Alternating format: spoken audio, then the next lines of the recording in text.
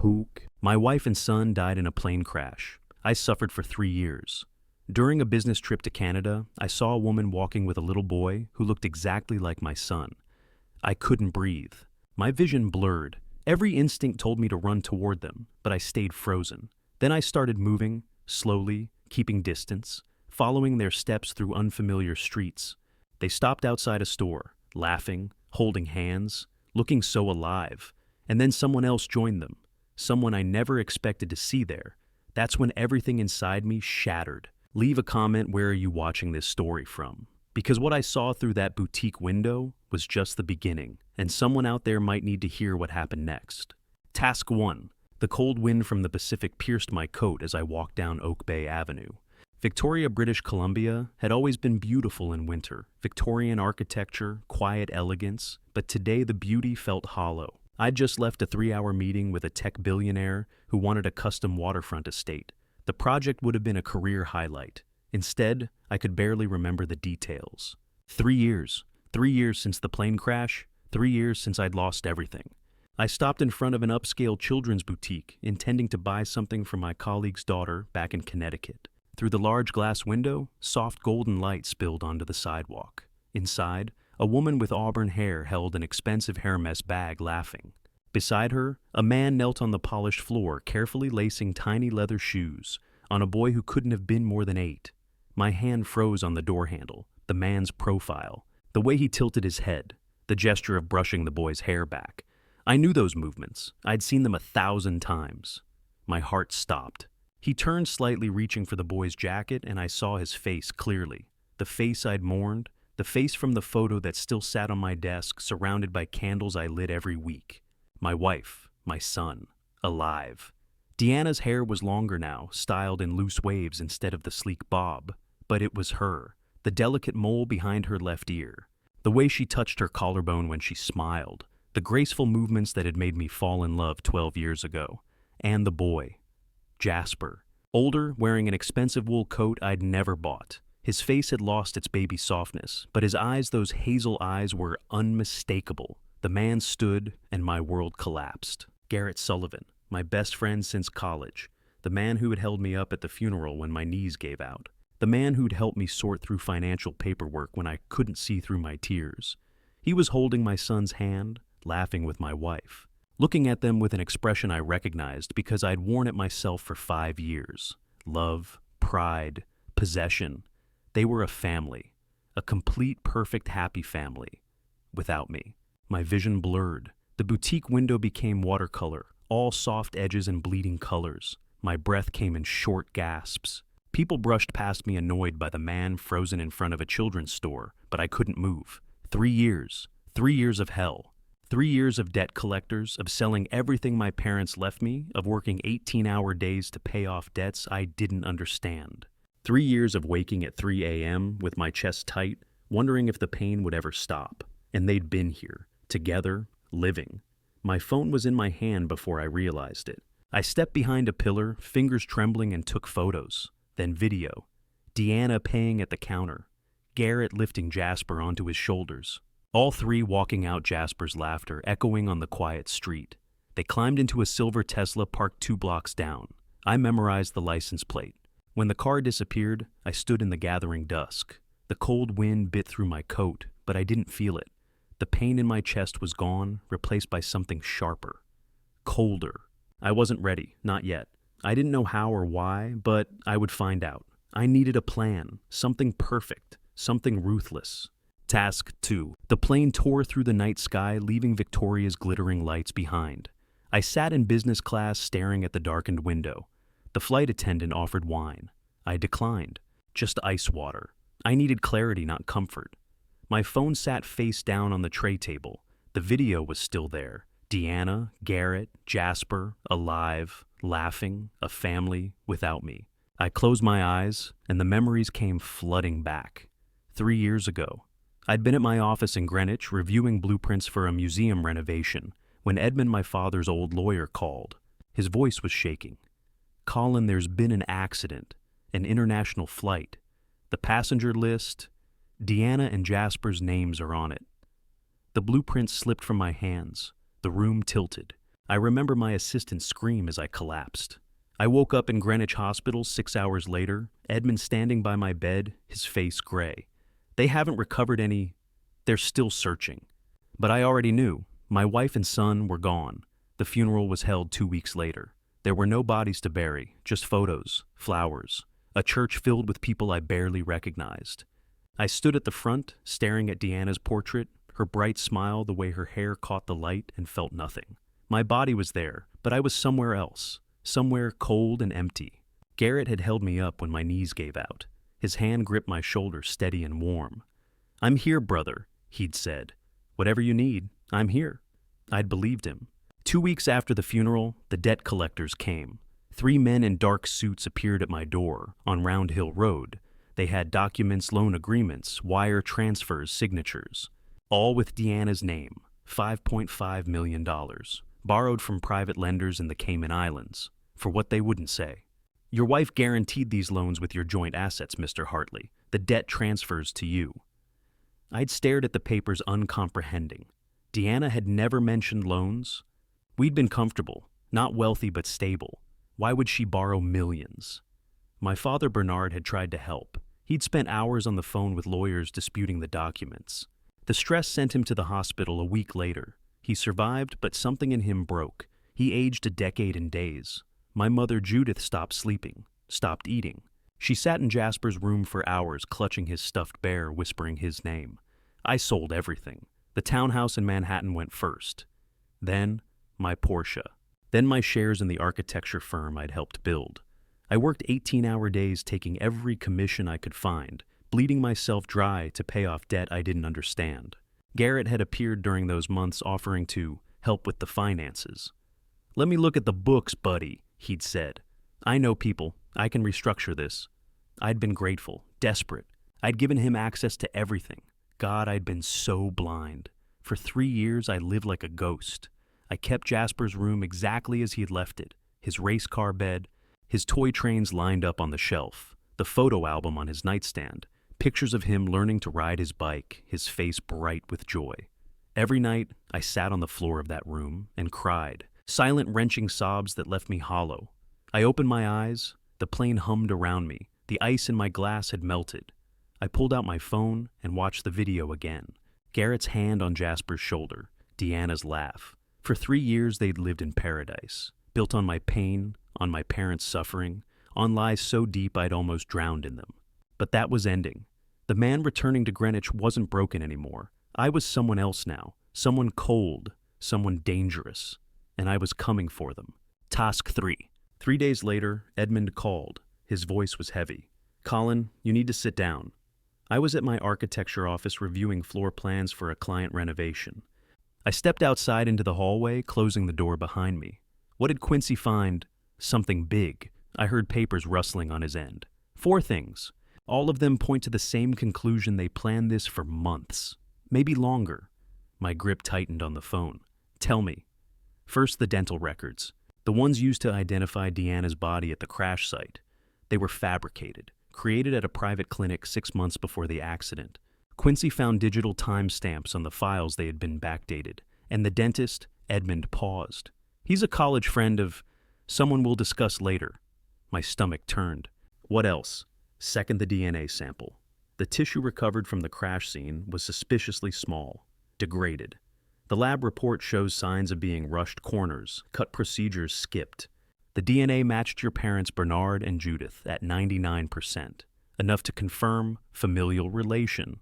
But here's the thing, they never did a direct comparison with Deanna's DNA from medical records. The sample was allegedly too contaminated. I leaned against the wall, my legs suddenly weak. They faked the body. Or used someone else's, Edmund said quietly. We don't know yet. Jesus Christ. Third, the life insurance. Great Northern Life Insurance, the $10 million policy. They haven't paid out, not a cent. They've been investigating on their own since day one. Too many red flags. Insufficient evidence of actual death. They're holding the money pending resolution. $10 million. The policy Deanna had taken out 2 years before her death. The one I'd forgotten about in my grief. Why didn't they tell me because of the 4th thing? Edmund's voice turned grim. 2 years ago, Garrett helped you sign a waiver. Do you remember? I closed my eyes, searching my memory.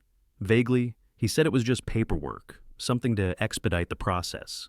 The multi that waiver surrendered your right to contest if the insurance company denied the claim. It removed you from the equation entirely. No lawsuit. No pressure on Great Northern to pay. Garrett told you it was routine. It wasn't. My hands started shaking. The phone trembled against my ear. He set me up. He set everything up. The waiver meant that even if you'd survived the grief, even if you'd pushed for answers, you had no legal standing to challenge the insurance company. They could investigate for years, and you couldn't do a damn thing about it. I couldn't breathe. The hallway walls seemed to close in. Colin, they planned every detail. I said, my voice barely above a whisper. The dental records, the DNA, the insurance, the waiver, all of it. For months, possibly longer. This wasn't impulsive. This was calculated, methodical, and Garrett. Edmund trailed off. Garrett was there every step. I finished. My best friend, the man I trusted with everything. He helped her do this to me. We're still just scratching the surface. Quincy needs more time to trace the money, identify accomplices, figure out how they got bodies or body parts onto that plane. I stared at nothing, my mind racing. Dental records created 6 months in advance. DNA samples too degraded to verify. An insurance policy held hostage by a waiver I'd signed without understanding. Edmund, I said slowly, if they faked the DNA, whose body was it? Or was there no body at all? That, Edmund said, is exactly what we need to find out. Task 4. 2 days later, Edmund called me to his office. His face was grim. Quincy found something, he said, sliding a folder across his desk. I opened it. Dental records. Deanna's dental records supposedly used to identify her body. Look at the date, Edmund said. The records were dated 6 months before the accident. Digitally created, backdated, fake. Quincy traced them to a dentist in Delaware, Edmund said. A college friend of someone involved. The records are fake. I flipped to the next page. DNA analysis reports. The samples were degraded, contaminated, Edmund explained. They showed a 99% match to your parents' blood relation, but there was never a direct comparison to Deanna's actual DNA. My chest tightened. Someone submitted biological material related to my family, but not Deanna's. Exactly, Edmund said. He pulled out another document. Great Northern Life Insurance. The $10 million policy. It was never paid out. What?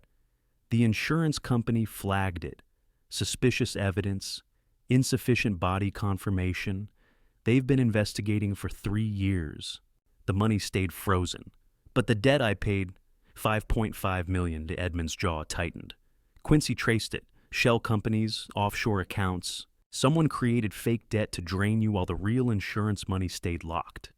Garrett, I whispered, there's more. Edmund showed me a signed waiver, my signature at the bottom. 2 years ago, Garrett had you sign this. Remember? I stared at it, vaguely. He'd said it was routine paperwork.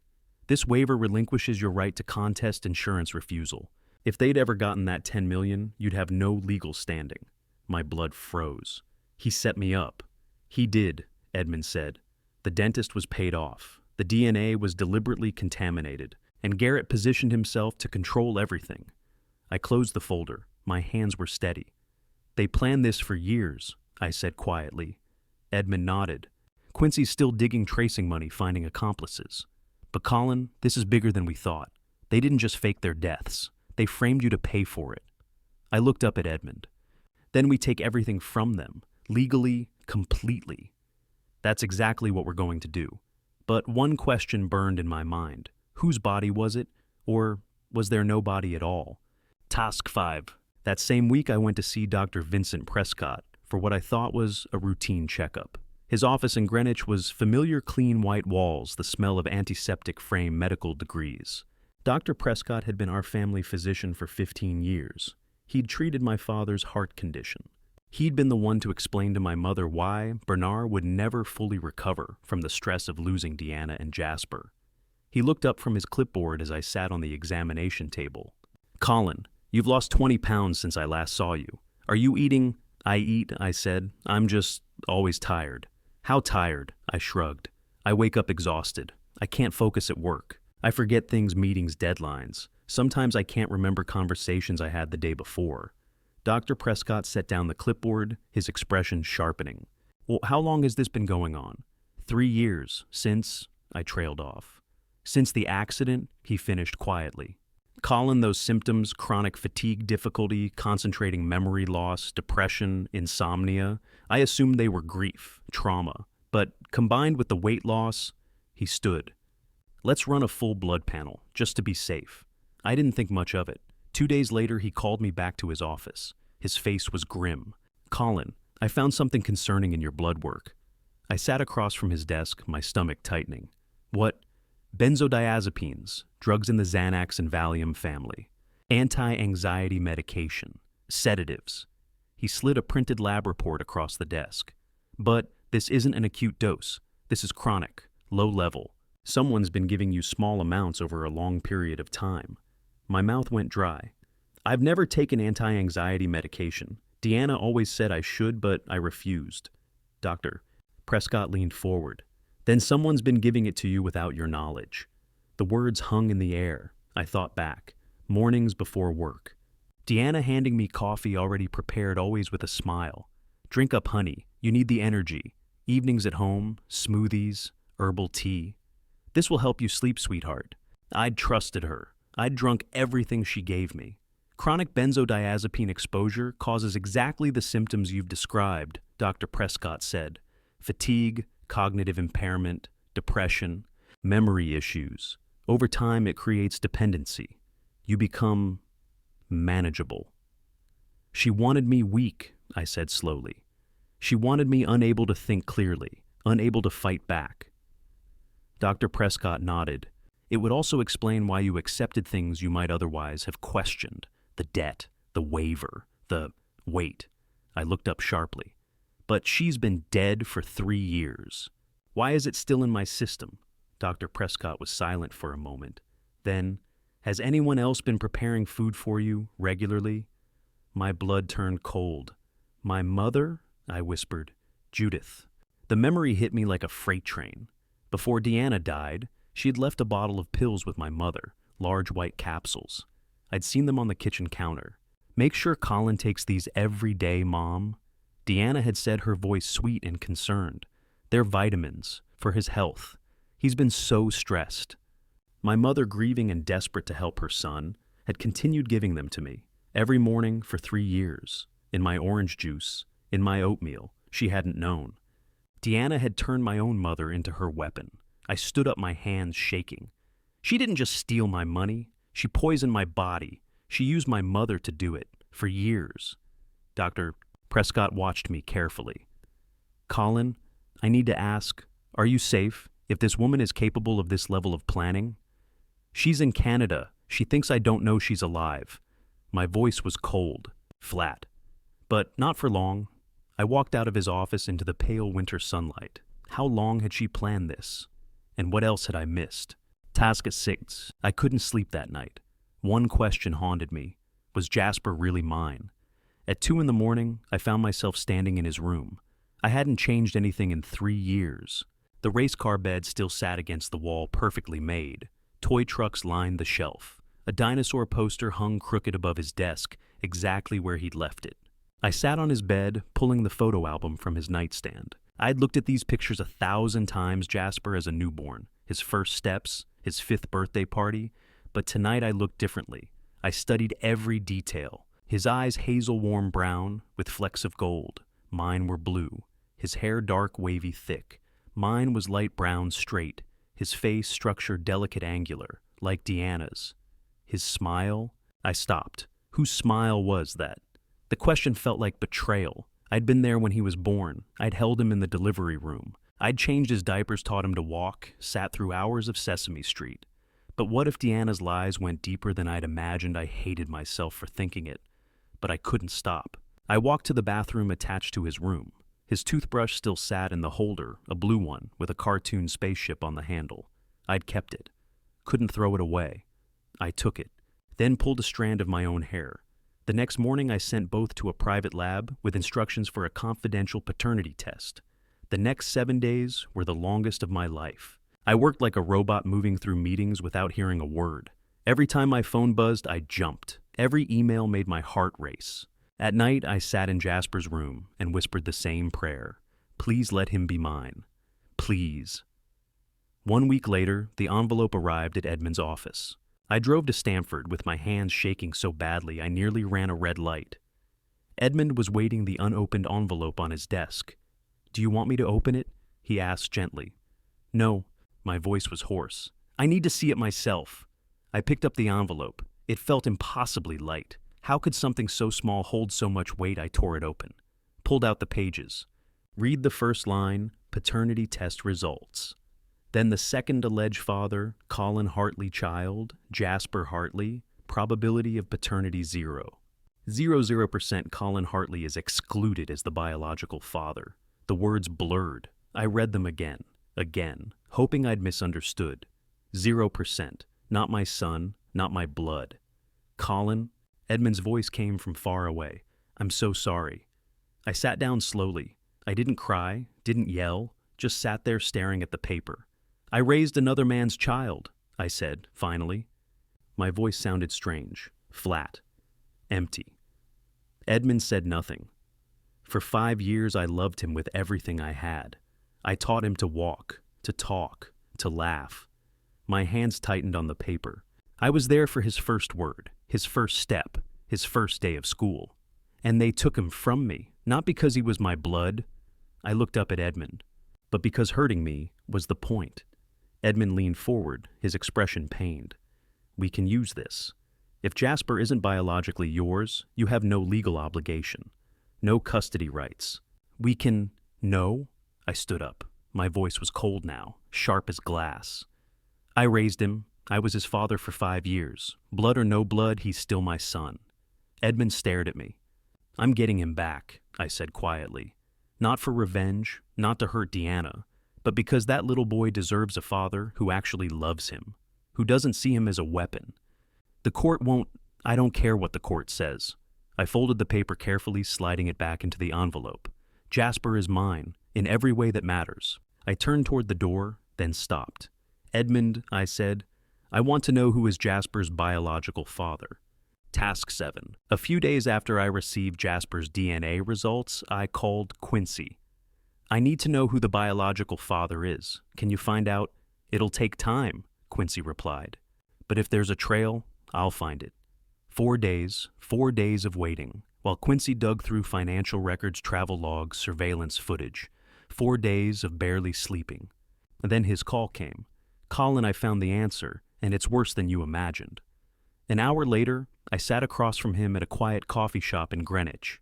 Quincy was 68, a former FBI agent turned private investigator. He opened his laptop, his expression dark. I'm going to show you something. It's going to hurt. Just tell me. He turned the screen toward me. Garrett Sullivan has a secret account in the Cayman Islands, GS Holdings LLC. Over the past 3 years, it's received $4.5 million. My stomach turned. From where? Shell companies in Delaware, the same companies that claimed you owed them money. He pulled up another document. The $5.5 million you paid went through those shell companies into the Cayman account, then transferred to Canada. Oak Bay, Victoria. The room tilted. There's more. Flight records. Garrett's flown to Victoria 32 times over the past 5 years, every 2 months. Started 6 years ago. 6 years ago, when Deanna was pregnant with Jasper. Quincy clicked to another file. Hotel surveillance from the Fairmont Empress in Victoria. 6 years ago, Garrett checked in with a woman. Facial recognition identified her as Deanna. He showed me the photo. Blurry, but unmistakable. Garrett and Deanna entering a hotel suite. 3-day stay. And this, Quincy said, pulling up a final document. Jasper's birth certificate. He wasn't born in Connecticut. He was born in Victoria, British Columbia. I stared at the screen. That's not possible. Deanna said she wanted to visit college friends in Canada before the baby came. I stayed home for a project. She came back with Jasper 2 weeks old. She gave birth there, Quincy said, with Garrett. The words hung in the air. Garrett Sullivan is Jasper's biological father. They've been having an affair for at least 7 years. The pregnancy, the plane crash, the debt, all planned. Together. I couldn't speak. Colin, I remembered Garrett standing beside me at my wedding 12 years ago, my best man grinning as I said my vows, holding me upright at the funeral when my legs gave out. 3 years of him showing up with coffee with sympathy, with the same goddamn face that had lied to me for 7 years. He had a key to my house. He'd checked on things whenever I traveled, my hands clenched into fists. He slept with her in my bed, in my house. Probably, Quincy said quietly. I stood up the chair, scraping loudly. Other patrons glanced over. I didn't care. My best friend, the man who stood beside me at my wedding, he fathered a child and watched me raise his son for 5 years, like some sick joke. Edmund, sitting silently at the table, leaned forward. Colin, I know this is painful, but I want them to pay, I said, my voice cold and flat. Not just prison. I want them to lose everything. The way I lost everything. I looked at Quincy, at Edmund, at the evidence spread across the laptop. Everything, every last thing in their lives they built on mine. Task 8. We needed bait, something irresistible, something Garrett couldn't refuse. A week after Quincy's revelations, the three of us sat around Edmund's conference table. The coffee had gone cold. Papers covered every Surface bank. Records, flight logs, surveillance photos. Edmund leaned back in his chair. We have evidence, but we need Garrett back on American soil to arrest him. Canada won't extradite for fraud. We need him to come willingly, Quincy said. We need bait, I repeated. Something he can't turn down. Quincy looked at me. What does Garrett love more than money? I thought about the man I'd called my best friend for 20 years. Status, prestige. He always wanted to be a collector, respected. He has a Porsche collection in Victoria, but his dream car? I paused. A 1967 Shelby GT 500. He said he'd pay any price for one. Edmund frowned. A real GT 500 is worth 2 to 3 million. We can't afford that. We don't need a real one, I said slowly. We just need him to think it's real. 2 days later, we drove to the Connecticut countryside. Dr. Philip Hendricks lived in a converted barn, surrounded by acres of farmland. At 64, he was a retired automotive historian, an expert on classic American muscle cars. He'd been my father's friend. His garage was a shrine framed photos of vintage Shelby's, Corvettes, Mustangs. Authentication certificates lined the walls. I explained the plan. Hendricks shook his head. Colin, you're asking me to forge authentication documents. That's fraud. They faked their own deaths. They stole millions. They poisoned me. My voice was steady. This is justice. Hendricks was silent for a long moment. Your father was a good man. He wouldn't want revenge to consume you. My father also taught me that evil unpunished becomes emboldened. Hendricks sighed, looked at the photos on his walls. What do you need? The plan was simple, elegant. Step 1, rent a real 1967 Shelby GT 500 from a private collector, just for photos. Step 2, professional photography, multiple angles, engine details, interior shots. Step 3, create a fake vehicle identification number. Hendricks had access to Shelby registries. He knew how the numbers were formatted. Step 4, Hendricks would create an authentication certificate, official looking. Shelby American Registry. Original engine and transmission. End provenance. Barn find stored since 1985. Estate sale due to financial need. Step 5. Fabricate ownership history. Papers showing the car passed through several hands, each owner documented. Price $2.8 million. High enough to be credible. Low enough to be tempting. Back at Edmund's office, we reviewed everything. Once we spread the word, Edmund said, collectors will inquire. We'll have to turn down real buyers. But when Garrett bites, we demand cash transaction. In person, Connecticut. The moment he sets foot in Greenwich, Quincy added, FBI arrests him for wire fraud, money laundering, insurance fraud. Interpol's already building a case. I stared at the photographs of the Shelby. Midnight blue, chrome gleaming. A beautiful machine that, for our purposes, didn't exist. The car isn't real, I said quietly, but his greed is. And greed, Quincy replied, will be his downfall. Edmund gathered the documents, sliding them into a folder. We'll need to plant the information carefully. Make it look like a legitimate private sale, exclusive, word of mouth only. I thought about Garrett and Victoria, living in my stolen money, raising my son, sleeping beside my wife, thinking he'd won. The trap is set, I said. Now we just need to spread the word. Task 9. Percy Rowland was the best car broker in the business, and the biggest gossip. A few days after our planning session, I met him at Per Se, the restaurant overlooking Columbus Circle in Manhattan. Expensive lunch, my treat. Percy was 55, sharp-suited with silver hair and a smile that had closed 1,000 deals. He knew every serious collector on the East Coast. I'd met him years ago through client connections. Colin Hartley. He stood shaking my hand vigorously. Long time no see since that Malibu project. How's life treating you? Busy. Actually, I have a unique opportunity I think you'd appreciate. Percy leaned forward, eyes gleaming. I'm listening. I'm representing an estate sale. Very discreet. Family has a 1967 Shelby GT 500. Original owner stored it in '85, never drove it again. Barn find, under 20,000 miles. Percy's eyes widened. An actual barn find GT 500. Those are legends. I slid a folder across the table. Inside photographs, Hendrix's authentication certificate. Percy examined everything carefully, slowly. His fingers traced the edges of the photos. Oh my God. Look at that rust patina, the dust patterns. This is real. 2.8 million, cash only, discreet sale. Percy looked up. Why not auction Barrett Jackson would go insane for this? Family doesn't want publicity. Tax reasons you understand. Why you, family friend, they trust me to find the right buyer. Can I see it in person? After a serious offer. It's in climate-controlled storage. The family won't move it for looky-loos. Percy nodded slowly. I know 3 buyers immediately.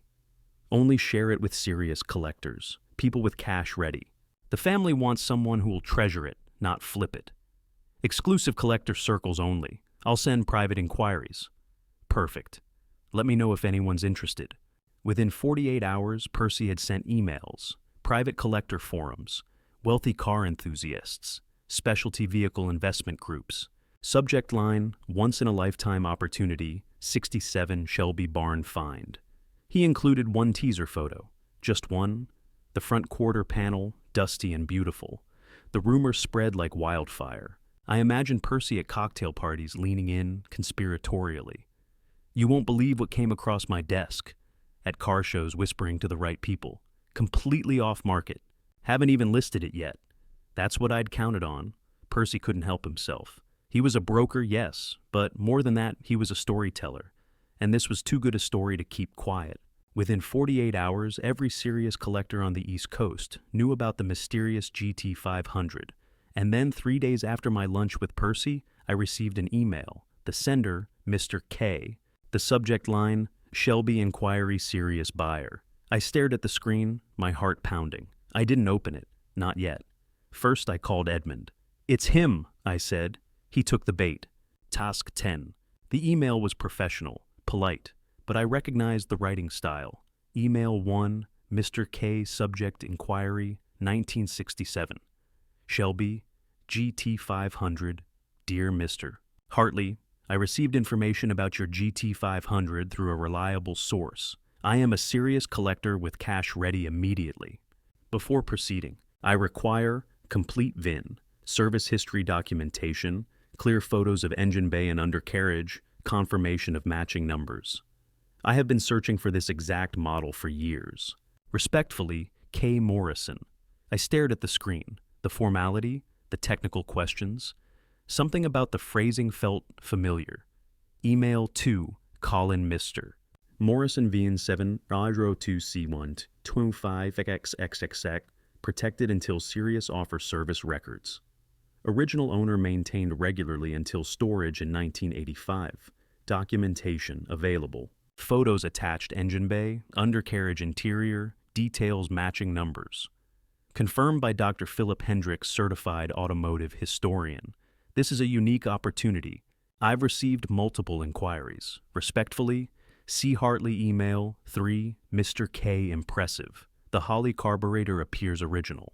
Can you confirm 428 Cobra Jet specifications? Also any frame rust from storage? I called Edmund. He's testing me. These are questions someone taught would ask. Then I remembered. I'd taught Garrett about classic cars. Years ago. Weekend conversations over beer. I'd explained carburetors, matching numbers, what collectors looked for. He was using my own knowledge against me. Email 4, Colin 4 and 28. CJ confirmed. 335 versus HP Holly 735 CFM carburetor correct. Frame surface oxidation, only no structural rust. Climate-controlled storage, preserved integrity. Unique detail. Small dent on driver's door from original owner. Adds authenticity. We will not repair it. The dent was fake. Didn't exist on the real car we'd photographed. But Garrett couldn't verify that until he saw it in person.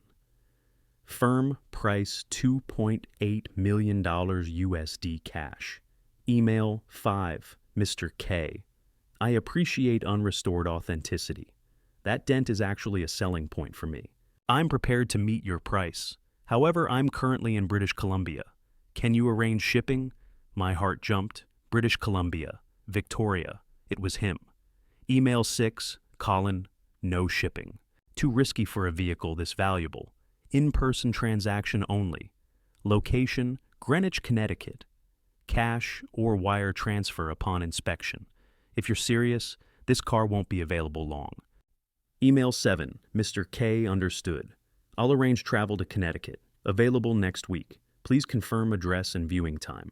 I've waited years for this car. 1 week is no problem. KM. I leaned back in my chair, staring at the email. He'd taken the bait. All of it. The photos, the authentication, the fake dent that didn't exist, the price that was too good to pass up. His greed had overpowered his caution. I called Edmund and Quincy into my office. He bit, I said, turning my laptop toward them. Hook, line, and sinker. Edmund read the email, his expression grim. British Columbia, that confirms it. Quincy nodded. I'll coordinate with FBI. The moment he steps foot in Greenwich, we move. He'll come, I said quietly. He can't help himself. He's been stealing from me for 7 years. He thinks he's untouchable. He thinks he's smarter than me. I looked at the email again. At the signature KM, Garrett had always been arrogant, always thought he was the clever one. Next week, I said, Mr. K agreed to meet at my house in Greenwich, where everything ends. Task 11. While Garrett scrambled desperately for cash, we were building his cage. Quincy's surveillance reports came in daily. Every transaction, every movement, every mistake. Days 1 to 2. The fire sale. Garrett was liquidating everything in Victoria. The Oak Bay condo listed $200,000 below market. Must sell immediately. His Porsche 911 collection, 3 cars appeared on specialty forums. Furniture, artwork, everything sold at a loss. Quincy sent photos. Garrett looked thinner, stressed, good. Days 3 to 4 banking activity. The Cayman Islands account showed a massive withdrawal, $1.2 million. International banking alerts triggered immediately. Quincy's contacts at Interpol flagged the movement. Royal Bank of Canada. Victoria branch account closed. Funds wired to a new account. American. He was moving money fast. Too fast. Day 5. Desperation. Quincy's photos showed Garrett entering a rundown office in Vancouver. 2 men with neck tattoos stood outside smoking. Loan sharks. Garrett borrowed $500,000. 20% interest, monthly, collateral Deanna's jewelry, and a promise of a big payout coming soon. I looked at the photos, Garrett shaking hands with criminals. The same man who'd worn a tuxedo at my wedding. He's in over his head, Quincy said. Good, I replied. Day 6. The conversation. Quincy had planted a listening device in Garrett's rental car. The recording came through that evening. Deanna's voice, "Why do we need 2.8 million? We have enough." Garrett, "This is a once-in-a-lifetime car. It'll triple in value." Deanna, "You borrowed money from those people. They're dangerous." Garrett, 1 week. I buy the Shelby, flip it for 6-7 million, pay everyone back. Silence. Garrett, "This is our ticket to real wealth. Not just comfortable. Rich." I listened to the recording 3 times. His greed, his arrogance, his absolute certainty that he was smarter than everyone else. FBI coordination. Edmund briefed FBI Financial Crimes Unit that afternoon. Agent Sarah Smith reviewed the evidence package. Insurance fraud, money laundering through shell companies, loan shark connections, fraudulent debt creation. We have enough for arrest warrants, she said. We just need him on American soil. He'll be in Greenwich Saturday, 2 p.m., she nodded. We'll be ready. Final report. Quincy's call came Saturday morning. Garrett Sullivan landed at JFK an hour ago. Rented a Mercedes S-Class. Currently driving north on I-95. ETA Greenwich, 90 minutes. Undercover officers are positioned around your house. Plain clothes, unmarked cars. The moment he's inside and we have confirmation of the transaction attempt, we move. I stood in my living room looking at Jasper's photo on the mantle. 5 years old, grinning, missing his front tooth. My phone rang. Edmund. He's 30 minutes out. Are you ready? I looked around the room. The house where Deanna had poisoned me. Where Garrett had sat at my table, drinking my wine, lying to my face. Where it would all end. I've been ready for 3 years. Every transaction was another nail in his coffin. The apartment sale, the Porsche listings, the loan shark meeting, the wire transfers. Each one documented, photographed, recorded. The handcuffs were waiting. Task 12. The house was silent. I had one last thing to do before Garrett arrived. It was 8 p.m. Friday, the night before everything would end. Mom, Dad, can you come to the living room? I need to show you something. Bernard was already there, his wheelchair parked near the fireplace. Judith came down the stairs, worry etched on her face. Colin, you look so serious. What's wrong? Please sit down. Judith sat on the sofa, hands twisting in her lap. Bernard watched me, his eyes alert despite his damaged body. I opened my laptop. This is from last week, Victoria, British Columbia. I pressed play. The video showed Deanna, Garrett, Jasper, in the children's boutique, alive, together, laughing. Judith's face went white. She stood up, trembling. That's not possible. They're dead. They faked it, I said quietly. All of it. The plane crash, the bodies, everything. Judith staggered back to the sofa. Couldn't breathe. Bernard made a wounded sound from his wheelchair, a sob without words. But the funeral? Judith whispered. The DNA, how falsified records, fake DNA samples, planned for months. And Garrett, her voice broke. Your best friend is her lover, has been for years. Judith collapsed forward, sobbing. Bernard's face crumpled. I watched my parents break all over again. Then I said what I'd been dreading. Mom, I need to ask you something. She looked up, tears streaming. After Deanna died, did she leave anything for you to give me? Judith thought.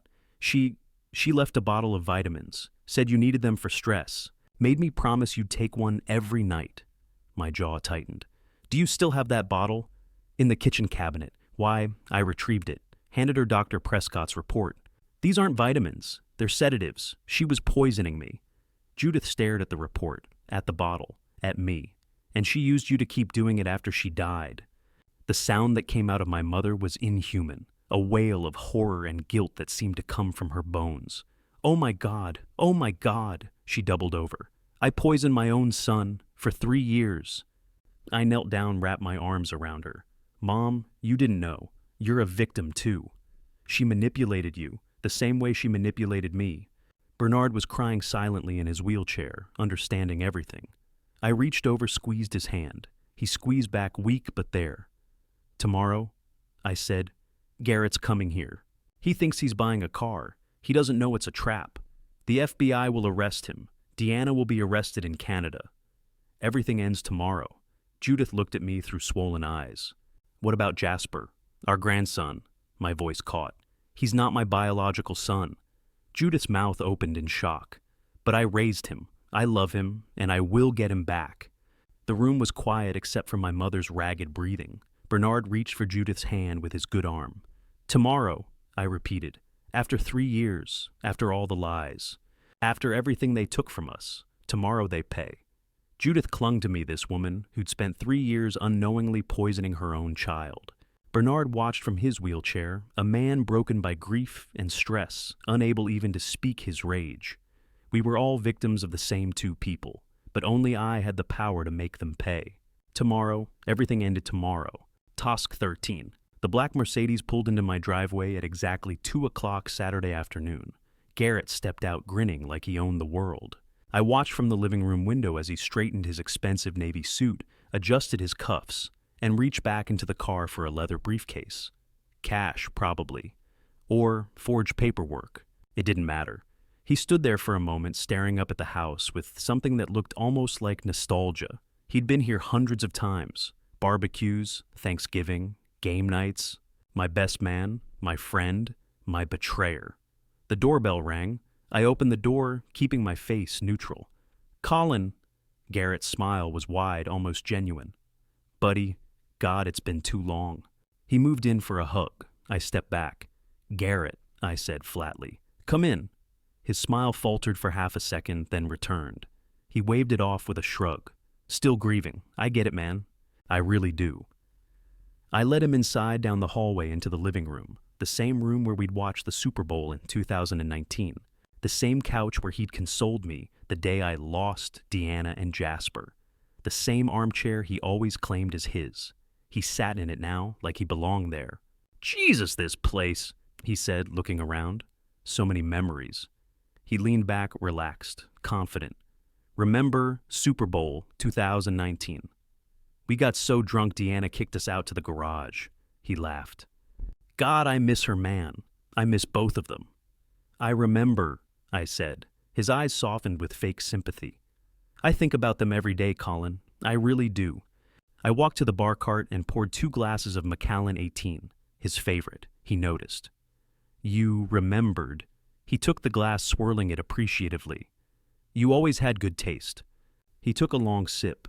I didn't touch mine. I just watched him. "So," Garrett said, setting his glass down on the side table, "let's talk about this Shelby. I've been dreaming about it all week." He leaned forward, eyes gleaming. "A barn-find GT 500, that's the holy grail, Colin. I can't believe you found one." "Life's full of surprises," I said. He grinned.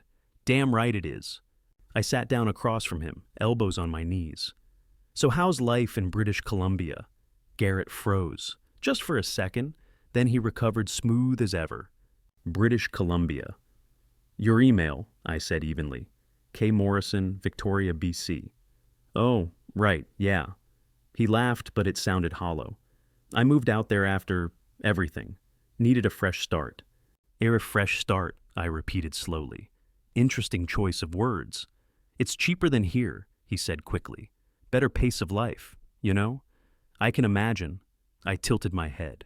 "Made any new friends? Settled down? Started a family?" Garrett's smile tightened. "Nah, still single. You know me married to the job." "Right," I said. "The job." He shifted in his seat.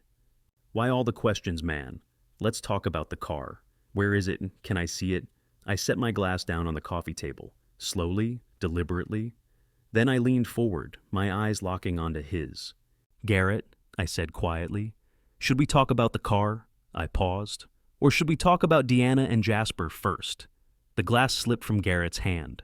He caught it at the last second, whiskey sloshing over the rim onto his expensive suit. The color drained from his face. His mouth opened, closed, opened again. Finally, he stammered, "Colin, what the hell are you talking about?" I didn't blink. I didn't move. "You know exactly what I'm talking about." His hand froze halfway to his lap, still clutching the glass. His jaw worked, but no sound came out. Sweat beaded at his temple. "Colin," his voice cracked. "I can explain." Task 14. I didn't let him explain. I showed him the truth piece by piece. It was 2:15 p.m., 15 minutes since Garrett walked through my door. I opened my laptop, turned it toward Garrett, and pressed play. The video from Victoria filled the screen. Garrett kneeling on the sidewalk, tying Jasper's shoe.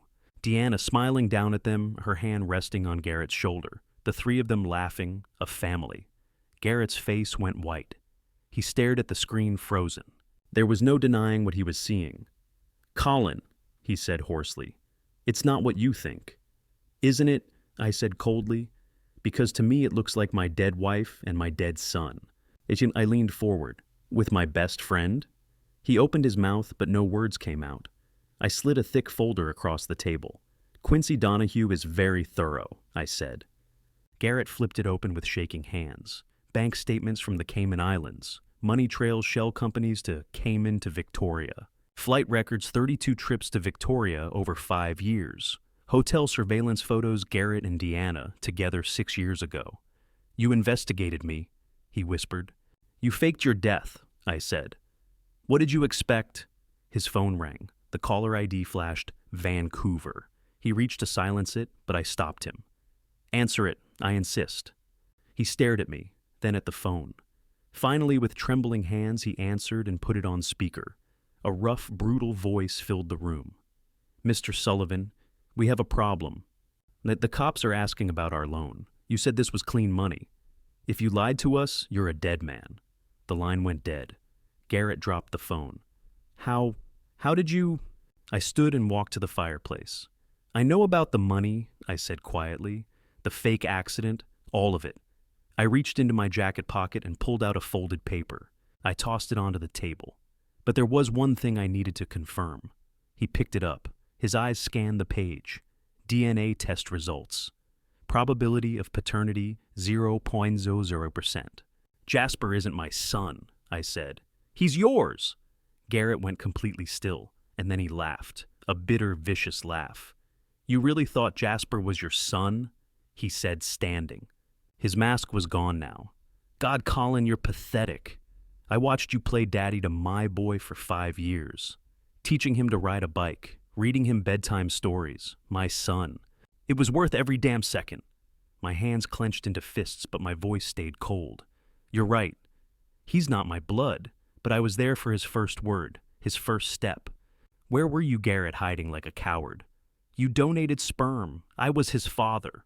The front door burst open. FBI agents flooded into the room, weapons drawn. Agent Sarah Smith stepped forward. Garrett Sullivan, you're under arrest.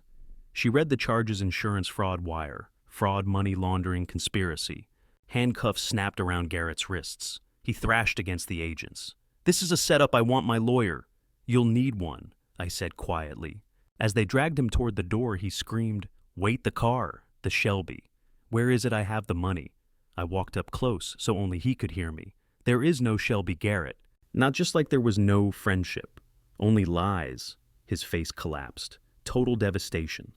They hauled him out the door, and his voice echoed down the driveway. You bastard, that car was real. The house fell silent. Edmund stepped out from my office. He'd been there the entire time, witnessing everything. It's done, he said. The FBI has everything they need. I sank into the armchair, the same one Garrett had sat in 20 minutes ago. How do you feel? Edmund asked. Nothing, I said. I feel nothing. That's normal, Edmund said gently. Closure takes time. I looked up at him. My work isn't finished. Deanna's still in Canada, and I want my son back. Task 15. Deanna was arrested 2 days later at Vancouver International Airport, attempting to flee to Mexico. Edmund called me with the news. His voice was steady but urgent. It's done. Canadian authorities have her. What happened? I asked, gripping the phone. She'd been stopped at security with Jasper and a fake passport under the name Diana Morrison. One-way tickets to Cabo. Airport security flagged the passport immediately. The RCMP moved in within minutes. My chest tightened. Where is Jasper now? Temporary foster care in Victoria, Edmund said gently. He'll stay there while the case proceeds. He's safe, Colin. I promise you he's safe. I closed my eyes, imagining my son confused and scared, pulled away from the only life he'd known. Even if that life was built on lies. 3 months later, the trial began. The federal courthouse in Connecticut was surrounded by media vans. Headlines screamed, Wife fakes, death steals millions. Reporters lined the steps. I entered through a side door, avoiding the cameras, and shouted questions. The courtroom was packed. Spectators filled every seat. This wasn't just a trial. It was a spectacle. Deanna was led in wearing an orange prison jumpsuit, her wrists cuffed. Her hair was cut short no longer, the glossy red-brown I remembered. No makeup. No jewelry. She looked 10 years older, hollowed out. When she saw me sitting in the front row, she turned away quickly, her jaw tight. Her lawyer was expensive, high-end, tailored suit, silver hair. I wondered how she was paying for it. Maybe Garrett's offshore accounts hadn't been fully seized. Garrett testified first. He wore prison-issued clothing, his ankles shackled. He shuffled to the stand, eyes downcast. The prosecutor, a sharp woman in her 40s, asked, Mr. Sullivan, whose idea was it to fake the deaths, Garrett's voice was flat. Deanna's. She planned everything. Deanna shot to her feet, her lawyer trying to pull her back down. Liar! It was your idea. The judge, a gray-haired man with wire-rimmed glasses, slammed his gavel. Order Ms. Hartley sit down, or you will be removed. Garrett continued, his voice emotionless. She wanted out of the marriage. She wanted the insurance money. I loved her. I went along with it. He was trying to minimize his role, paint himself as the lovesick fool. The jury didn't look convinced. Several of them stared at him with disgust. Then it was my turn. I took the stand calm and composed. I'd practiced this with Edmund. I described the poisoning in detail, the chronic fatigue, the memory loss, the years of thinking I was losing my mind. I described the fake debt, the relentless creditors, the 3 years of hell. Then I held up a photo of Jasper, 5 years old, grinning on his bike. This is the boy I raised as my son. I said, my voice steady but raw. They didn't just steal money. They didn't just fake their deaths. They stole my family. They stole 3 years of my life. They stole my son's childhood. My voice cracked on the last word. Several jurors wiped their eyes. One woman in the back row openly cried. Dr. Prescott testified about the chronic benzodiazepine poisoning. He used charts, medical terms, explained the dosing pattern in excruciating detail. The dosing pattern rendered Mr. Hartley weakened, dependent, and cognitively impaired, he said. A classic pattern of coercive control and abuse. The jury deliberated for 6 hours. When they returned, the courtroom fell silent. The verdicts came down like hammers. Deanna Hartley, insurance fraud, guilty. Money laundering, guilty. Child endangerment, guilty. Assault by poisoning, guilty. Sentence life. In prison without parole. Garrett Sullivan. All charges, guilty. Sentence 25 years, federal prison. Deanna's face went blank, completely empty. Garrett dropped his head into his hands. 2 weeks later, the custody hearing took place in a separate family court proceeding. Deanna's lawyer, now a different public defender, argued weakly. Mr. Hartley has no biological relation to the child. Edmund stood, his voice firm and clear. Mr. Hartley raised Jasper for the first 5 years of his life. He is the only father Jasper has ever known. The biological parents are convicted felons serving life and 25 years respectively. They are unfit for custody. A social worker from Victoria testified via video link. Jasper repeatedly asks for Dad Colin. The child has clear attachment, vivid memories, and expresses a strong desire to return to Mr. Hartley's care. The judge, a woman in her 60s with kind eyes, reviewed the file for a long moment. The courtroom held its breath. In the best interest of the child, she said finally, full custody is awarded to Colin Hartley. She looked up directly at me. Parental rights of Deanna Hartley and Garrett Sullivan are hereby terminated. I stood outside the courthouse afterward, Edmund beside me. Reporters swarmed, shouting questions. Camera flashes exploded in my face.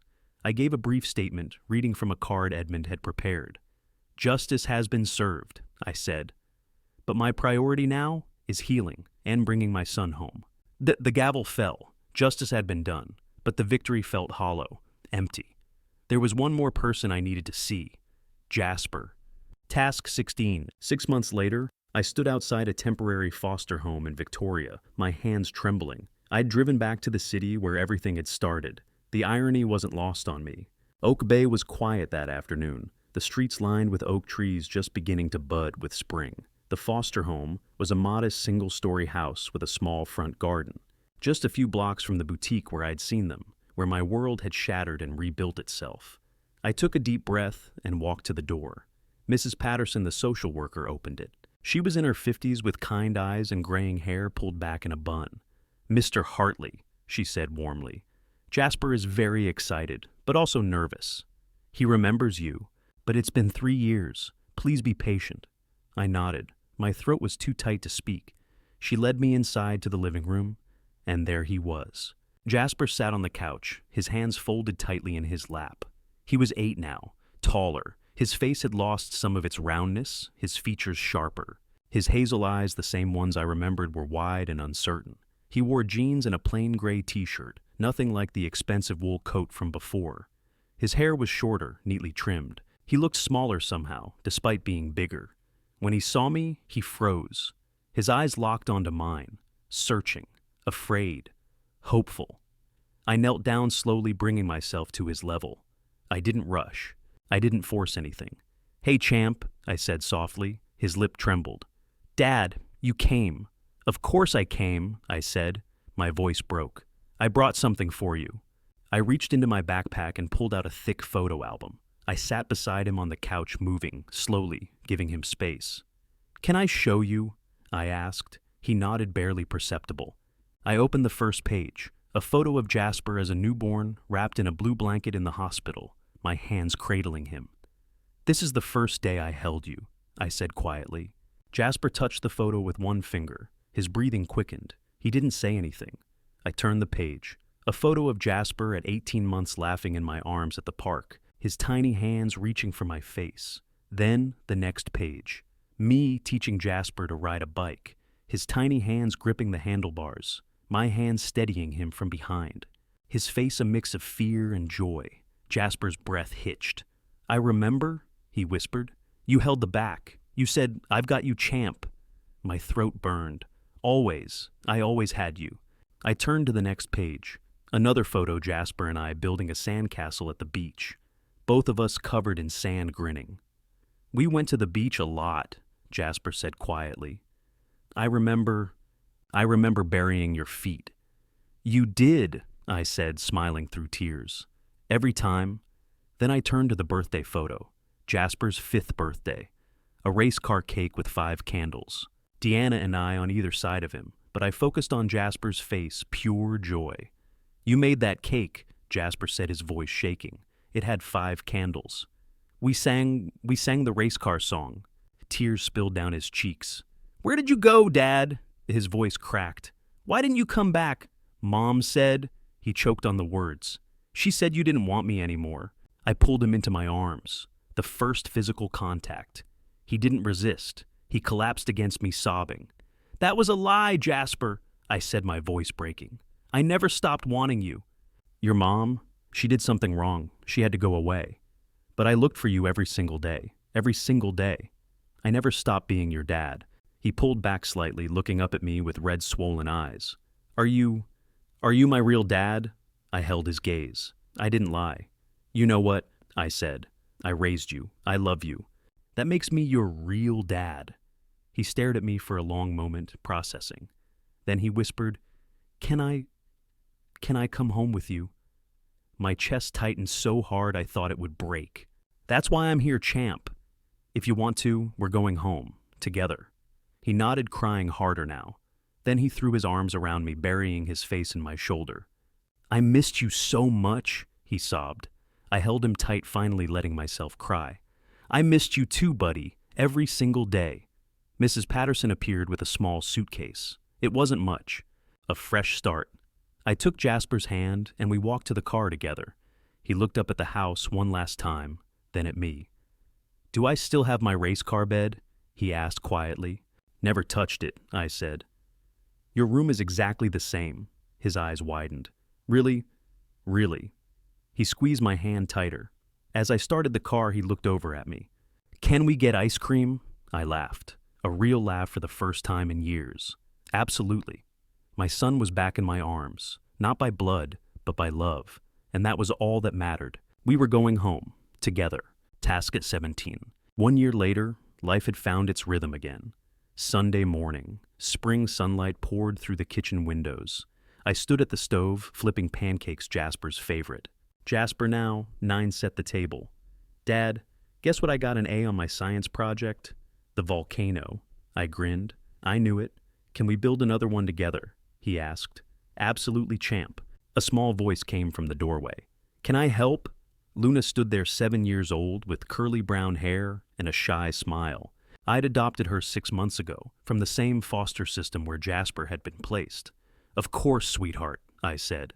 "Can you pour the orange juice?" She nodded carefully and filled each glass, her face glowing with pride. Jasper helped her place the glasses on the table. "Like this, Luna. See?" She giggled. They were becoming siblings, slowly, naturally. The doorbell rang. Judith arrived with cookies, her cheeks pink, her smile genuine. She was healthier now, stronger. My angels, she said, hugging both kids. Bernard had passed away peacefully 3 months ago. Judith squeezed my shoulder. Your father would be so proud.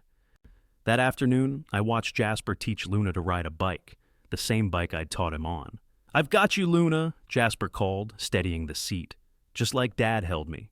Luna wobbled, laughed, and kept trying. I stood back, letting Jasper lead. Judith stood beside me. You gave them a family. They gave me a family, I said quietly. That evening, I tucked the kids into bed. Jasper looked up at me. Dad, you'll teach Luna to ride tomorrow, right? Of course, champ, I said. That's what dads do. We take care of our family. I love you, Dad. I kissed his forehead. I love you too, buddy, always. Later, I sat on the back porch with coffee. The stars were coming out. I thought back to the winter day in Victoria, how broken I'd been, how far I'd come. I'd lost everything, my wife, my money, my trust. But I'd gained something far more valuable, the truth, and a family built on love, not lies. Blood doesn't make a family, love does. And just as though, slow always finds its way home. Dad, Jasper's voice called from inside. Come see the blanket fort we made. I smiled, a real smile. Coming, I called back. I stood, walked inside, and closed the door behind me. Some endings are beginnings, and some families are chosen. I had both. Jo enquête. Looking back at everything I've been through, I want to tell you something important. Don't be like I was. I trusted blindly. I ignored the red flags because I loved deeply. I believed words over actions, and it nearly destroyed me. God gave me signs, the fatigue, the doubts, the moments when something felt wrong. But I dismissed them. When God closed every door during those 3 years of hell, I thought he'd abandoned me. But he was preparing me, and when I needed him most, God brought my son home. Here's what I learned: trust but verify. Love doesn't mean being naive. Check the documents, ask the questions. Blood doesn't make family, love does. Jasper and Luna aren't mine by genetics, but they're mine by choice. That's stronger than any DNA. Justice is slow, but it comes. Patience and evidence brought them down legally. That's lasting. Never give up on those you love. 3 years without Jasper nearly killed me. But I never stopped searching. This isn't just another grandpa stories tale you scroll past. This is my true story. It cost me everything and gave me everything back. Grandpa stories like mine aren't just entertainment. Every true story we share here is a warning, a lesson. These grandpa stories exist so you can learn from my pain. If my true story helped you, leave a comment below. Share this with someone who needs to hear it. Subscribe so more people can learn from my mistakes. Maybe my pain can be your protection.